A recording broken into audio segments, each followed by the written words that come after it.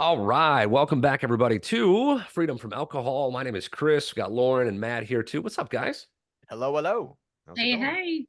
Rolling into 2024. Still feeling good about the new year? Where are we at with things? Incredible. Yeah. Best year ever. I'm calling it right now. I I like like it. it. I'll go with it. I'll say the same. Yes, It's a bold statement. All right. it But I do is. like it. I feel good. The energy is good in 2024. I think some It big things are is. coming. Our clients are doing amazing. Our community that we have continues to grow, continues to evolve and get better and better. So if this is your first time listening, we have a coaching program that also goes by the same name as this podcast called Freedom from Alcohol, where we work with people both in a one-on-one setting as well as a group setting. We do hypnosis. We do something called Psych K, which is belief balancing. We do story work. We do breath work. I mean, we do it all Yep. because honestly, we believe that it doesn't just take one thing to stop drinking, right? And not everybody's the same. And Yeah. so we throw the kitchen sink at you, and whatever works, stick with it. Whatever doesn't, leave behind. That's kind of our approach. Mm. And we get amazing results. Our clients are badass. We even call them bold, brave badasses. So if you're ever interested in joining with us, we'll talk about that at the end. But one of the things we want to talk about today is one of our pillars that we help clients with. We have three pillars, and they are clarity, mindset, and reframe. And the pillar we want to talk about today is clarity. So I believe that many people go, I'm going to stop drinking, but they really don't have a plan. They don't know why they want to stop drinking. They don't know why they even are drinking. And, we just kind of white knuckle it and hope that it'll work and go blindly into it. I mean, did you guys do that? I certainly did many Yeah, times, right? of course. And that's why it didn't work because there was no clarity. I just knew that I'm like, okay, I know alcohol is kind of making me not great. Even though I wasn't fully honest about exactly what was happening. And I just said, I got to stop. Whether that looked like a 30-day break or whether I was going to quit forever, I never really cemented that in my head. So I was always kind of leaving that door open to, well, we'll just see what happens. It's a terrible idea. If you really want to become alcohol free, you have to have clarity. You can't just go in going, we'll see what happens, because you know what's Mm. going to happen if you say that? Alcohol is going to bring you back. That little voice in your head is going to bring you back. So I really believe in getting that clarity, not only on how we got here, what's at the root of this, but also on where you're going. What does the vision look like? And, I'll let you guys step in here. What do you guys want to add about this whole clarity aspect and why it's important? Go ahead, Lauren, man. I was going to say, I'll let you go first because I have like its analogy I'm going to tie That's into fine. it Yeah, afterwards. I'll go. Yeah. That's fine. That's Yeah. perfectly fine. Yeah, I have an analogy too, because that's the way Oh, my life dang. runs. Everything's an analogy. Know this. I'm gonna do Stealing this. your thing. Yes. So it's kind of like if you break up with someone and you're like, you know what, dude or woman, this is not for me and we're done. But you don't have like the clarity on why you're dumping this dude or gal. And you're just kind Mm. of like, I'm over it. And I'm not really sure why I'm over it, but this isn't working. Whatever the case is. And you just got this spidey sense or something going on, but you're not really clear on what's happening there. And 6, 7 days later, that person's hitting you up for a booty call or for like, hey, let's go to a movie or hey, let's go out to dinner.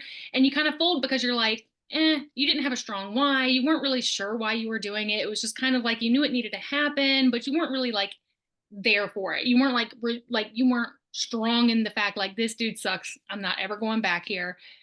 That's kind of what happens when we're just like, all right, I'm going to quit. We really need to know, why are we quitting? Why do we not want to do it? So that when alcohol does sneak back in and say, hey, you want to go to the movies? Hey, you just want to have like a couple sips of wine tonight? It'll be really good. I won't tell anybody. We can break up again tomorrow. You'll be like, no, I'm done. To me, that is a really big reason why I failed so many times before I actually made the decision to really be done, because I was Mm. faltering. I was like many people that we speak to, kind of on the fence. I wanted to have my cake and eat it too. I wanted to be in control of my alcohol, but I still wanted to have that alcohol. It's like saying, I want this man in my life. He's not right for me, but I want to try to make it work and I want to make it right Mm. somehow. When we're polar opposites, we don't mesh Yeah. well. That's Mm. alcohol. So there's my analogy for the day, Matt. I'd love to hear where yours is going to go and be different. But for me, it's like Yeah. that clarity so that you can know when that little sneaky voice of alcohol comes back and says, just one time, Yeah, that will be sure. Yes. that will be like, no, yes. I Yeah, keep it's thinking the great. term booze booty call keeps coming into my head. Yeah, It's like that boozy booze call. calling you for that booty call, you know. Yeah, Because Hey. that's such a great analogy, Lauren, right? You think about it, it like is. this person could be horrible for you, but oh man, the sex is really great. And Mhm. you break up and you keep focusing on the sex and you just remembering like, oh God, I really want that. And that's exactly what happens with alcohol, right? We've talked about it before, the fading effect bias, where you're only going to remember the good stuff from that relationship. You'll start to forget all the pain and the shit that it put you through. And so it can be easy to fall back into that, yeah, if you don't have that clarity. So very, very good analogy with that. So Matt, what do you want to say about that? So mine's like it's more of like what clarity has given me, like the active clarity. So that's why I wanted to, have Lauren go first to sort of okay, like the gateway side of it, the gateway analogy, which was great, by the way, Lauren. But like, so for me, now that I have had that clarity and established it, I want to give, I guess, basically what it's gifted me and how I live my life now. So I want to use like a music analogy. I came up with this right before we started the podcast. I was downstairs playing guitar. I always do a bit of singing and guitar as part of my morning routine. And since I've become alcohol free, I tend to lean towards like a different style of music, and that is a cleaner tone, and it's provided me this like much more nuanced uh presentation in both my music. My singing is far more there's more dynamics, there's more room for passion. It's like a whole three-dimensional world that I had created that I just did not have beforehand. So I've likened alcohol to like this distortion, like the like 90s grunge distortion pedals, Yeah. Nirvana that would have, and that's how I used to play music too. And of course, that's when I was drinking. So it's interesting for me to look at that as sort of this analogy that like this distortion that I had on my guitar, it was loud, it was brash, it was like the distortion kind of washed out any like mistakes that I would make, which was a sort of a blessing. So it was like this, I didn't necessarily have to be at my best a lot of the time. So it was very much an analogy for my drinking versus now I've chosen to sort of walk through that door and get this clarity. And now I'm playing with a tone that I would have not really necessarily favored for the reasons I just gave. Like I've had to become a lot sharper of a player. I have to play with the loud and the soft dynamics. I can't really make mistakes. I've had to really forge ahead and learn some different music theory that I'd always sort of put off. And my singing voice is, I'd say, like 10 times better than it was before, because I was almost yell singing before to kind of, you know, top up on top of that like distorted guitar that I had. And honestly, was just singing a lot of like, like the 90s grunge scene is a pretty dark scene, and Hmm. I very much related to that's what I grew up with. So a lot of this like, pain, anguish, victim mentality type music. And now I'm singing this like really positive like affirmation and like things are working out great. Life is great. There's pain, but there's beauty in pain. There's empathy that you can find in, say, blues music. You know what I mean? Yeah. Somebody feels the same way as you and it really uplifts you, even though it's kind of a sad song, right? So I'm more into that style music. And of course, Chris, and Lauren, I think you've heard as well. Like I do some more of like the meditation music now, which, 5 years ago I would have been like, what happened to you, man? You used to be cool, right? But Right. like Yeah. that's how I feel, and that's what clarity has presented me, is this whole new, to me, a much more three-dimensional way of living, being, thinking, acting, and it's really upped my, playing and performance levels as a result as well. Yeah. No, that's awesome. Yeah. And I think a lot of times we don't even recognize like the music we listen to, the stuff that we're inputting into our brain does have an effect on our lives. And if we are kind of caught up in always sad, always grunge, always, whatever the case may be, in my case, it was country music, which it's all about drinking, right? And so Yeah. we're not even aware that this is programming us. This is getting into our brain. It's affecting how we feel. So that's a very important thing to touch on there too. And yeah, it's just for me the clarity thing I needed to get because it helped me so much. I had to understand why I was even drinking in the first place. I had to go, okay, I'm in a job that I've been doing for so long. I'm in the comfort zone, but I'm not feeling fulfilled. So every day I'm going to a job and I don't feel fulfilled. I come home. That's why I'm drinking. Like I'm going through the motions. I got nothing to light me up. So that was something. I had to look at the other things in my life as to like what have I been avoiding? Why do I drink to ignore? What are the things I'm drinking to escape or avoid? I got to dig into those things and address them because if I don't, I'm never going to be able to move forward. And so when we talk about getting clarity on this journey, those are massive steps we need to do. Take our head out of the sand, get clear on why we weren't or why we are drinking, what's calling us to it, and address those things. But then also on where are we going? You know, we have to have something big enough to pull us through those challenging moments when alcohol will call us back. We have to want more for ourselves. And I talk to so many people that I'm like, well, where do you want to be, you know, without alcohol in your life? And I can't tell you how many people are like, well, I don't know. I have no idea. I've never even thought about Mm, that. You mhm. know, alcohol keeps us from dreaming. It keeps us from thinking long term.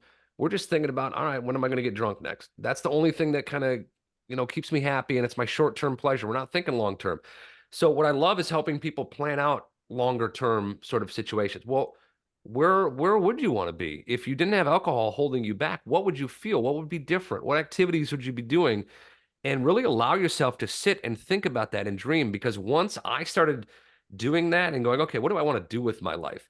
I literally wrote it down. I read a Tony Robbins book. And you know how many Mm. times you read a book and it says, go do this exercise, and then you just Yeah, don't and you do never it? yeah, Like yeah, that yeah. was always me. So I'm like, no, I'm going to do this time.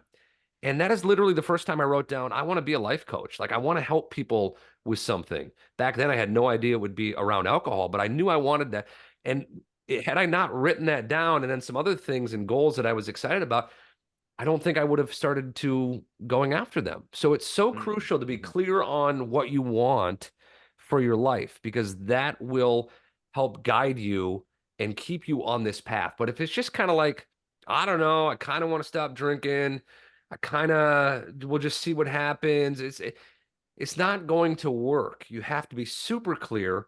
And the analogy I love to use is if you get into an Uber or a Lyft and you give the driver like 5 different addresses, mm, well, he's going to kick you out.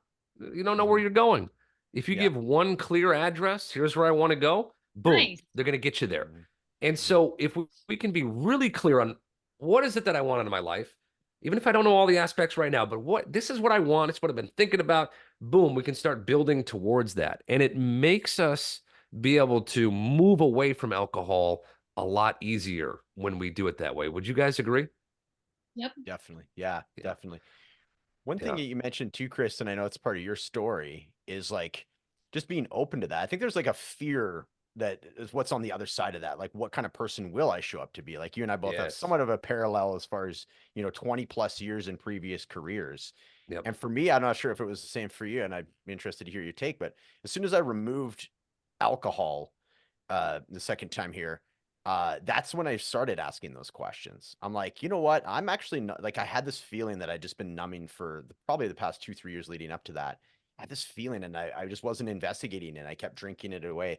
And as soon as I exposed it, there was nowhere for it to go. I just started really kind of festering until I did acted on it. And that's when I did something similar to you, where I just took a leave of absence from work. I'm like, this isn't what I want to be doing anymore. And Mm-hmm. it was I was, numbing that for years. I was like, no, no, let's just, yeah, I can do this for another 15 years or 20 years. It's all good. I got this, and it was just this cycle that was being perpetuated by drinking. And as soon as it was removed, yes, it was scary, but it was actually a lot more exciting Mm-hmm. to investigate that feeling. So yeah, what was it like for you, like to make that change? Yeah, I mean, you talk about that. My identity had been wrapped up into this vision of I'm the party guy, I'm the fun guy who drinks, and I'm on the radio. And if I don't have either of those things, well, then who the hell am I? Mm, You mhm. know, it had become such a big part of me.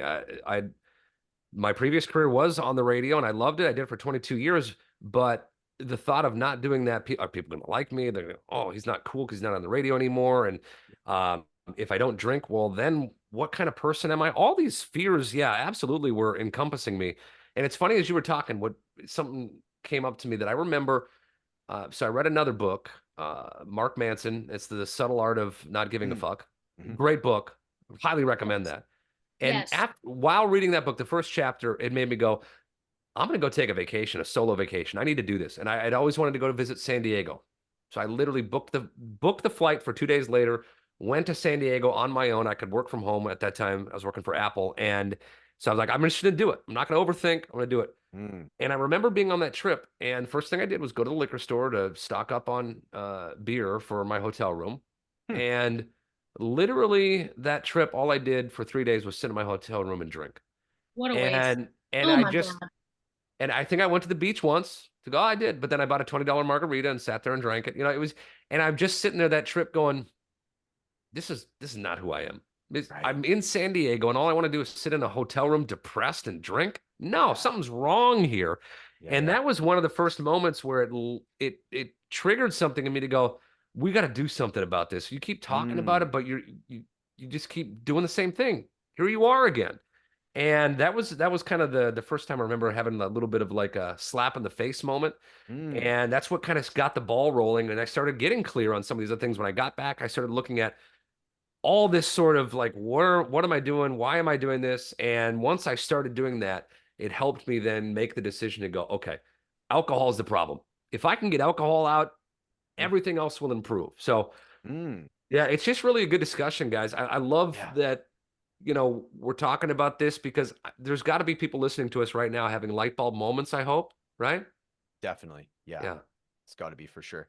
It's one of the pillars for a reason, right? And clarity, just living with clarity. And that's kind of what my presentation was in this particular podcast. So like living with it is just such a game changer, right? Like I felt like if I were to be the old me versus who I am now, it was like this, sketch, black and white kind of coloring outside the lines with me drinking. And now I have this like beautiful 3-dimensional full color, you Yeah. know what I mean? Sculpture that I work with every day, as opposed to this sort of 2-dimensional black and white that I had before.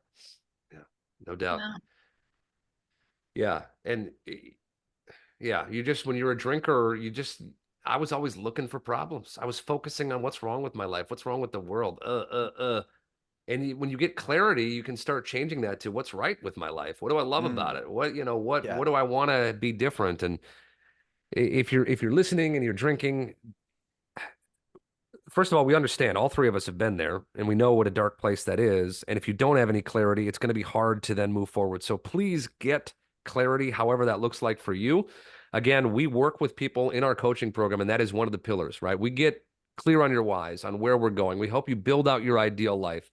And I think it makes a world of difference, right? It has in all of our lives and it has with our clients too. So if you're interested in working with us, go to coachbykris.com, fill out the questionnaire there to apply for coaching with us. Also, make sure you join our Facebook group, the same name, Freedom from Alcohol. Wonderful community in there. And is there anything else? Am I missing anything, guys? Yeah. Just No, give I us don't think so. the old 5-star and the and the review for Apple Podcasts is brilliant. Really helps us get our name out there. Really does help. So much appreciated. And then just a follow on Spotify as well. Just helps us get the word out to anybody. And of course, share it with anybody that you figure will get something out of these podcasts. They're, every Thursday, and, anywhere from 10 to 20, 25 minutes. They're sort of very bite-sized, easy to listen to on the way to work or way home or whatever it is. So thanks everybody for listening.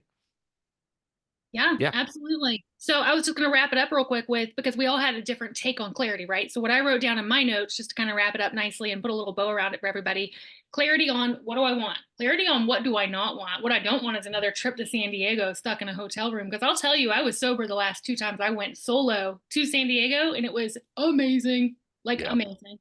And I'm glad I didn't travel all the way from Ohio to California while I was still drinking, because I would have done the same exact thing. And I probably wouldn't have seen the beach at all because I would have been hungover or drunk. Yeah. So clarity on what do I want? What do I not want? Clarity on why am I drinking and why do I want to quit drinking? Why do I want to become a non-drinker? And then what does that new life look like going forward? Like, what does it look like to sit down and write a list of what do I want? What does my music sound like? In Matt's case, Mm-hmm. what do I want for my career? When I quit drinking 6 months later, I had a whole new career, a whole new identity. I stopped Right. being a nurse practitioner. What? Mhm. 9 to 5, Monday through Friday. Chris, 22 years in the radio industry. So what do you want? I didn't have to stay at this 9 to 5 anymore because I could take action. I was clear on what I wanted. So it's the first step. And if you can get really clear on all of those things, it goes a long way. And then call us and tell us your clarity and let's work Yeah. together. How about that? Heck Yeah. yeah. Yeah. Yeah. And that's so important too, that you just maybe think of something else. Like it's okay to do something completely different than you've done your whole life. Like Mhm. I was so in fear of that because there's a lot of negativity out there. Well, I gotta go back to school. I gotta start from scratch. I can't do that. I'm selfish. I have a family, all this stuff, right? But if you're in a job that you hate, Yeah. you owe it to yourself to do whatever it takes to switch that. And it can seem scary, but you know what? You have to believe in yourself, and it's okay. It's okay to do a pivot. This is a complete pivot from what I used to do, and I love it. I freaking love it. And I never, if you would ask me if I'd be doing this 10 years ago, there's no way in hell I would have ever thought that this is what I've been doing. But you know what? You get that clarity, you start taking action. Even if it's not the right step, at least you took a step. And then you can go, okay, that's not for me. What else do I want to do? It's exciting. Look at it as an exciting adventure. And that is where the lens needs to be when you go on this journey. Not a dark, depressing thing. Oh, I got to give this up. Oh, it's scary. No. Totally. Get out of that bullshit. That's going to keep you there. All right. That's right. That's right. You got me fired up, guys. Okay. Yeah. Awesome. I love it. All right. Thank you guys so much. This is always fun. Again, like the podcast, share, leave comments, all that kind of stuff. Join the Facebook group. And we love you for listening. We will see you next week on Freedom from Alcohol. Thanks, everybody. Bye, y'all.